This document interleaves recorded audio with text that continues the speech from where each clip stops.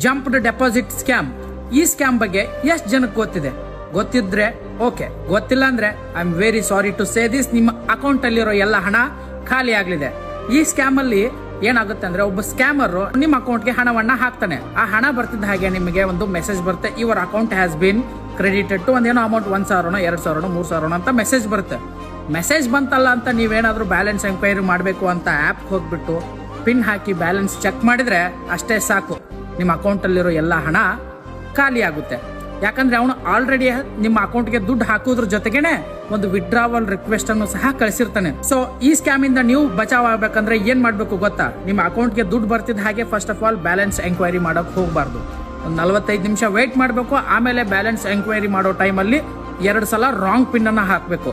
So ಅವಾಗ ಅವ್ನು ಕಳಿಸಿರೋ withdrawal request automatic ಆಗಿ ಆಫ್ ಆಗುತ್ತೆ. ಆಮೇಲೆ ಬೇಕಿದ್ರೆ ನೀವು ಬ್ಯಾಲೆನ್ಸ್ ಚೆಕ್ ಮಾಡಬಹುದು, ನಿಮ್ಮ ಹಣ ಎಲ್ಲಿ ಹೋಗಲ್ಲ.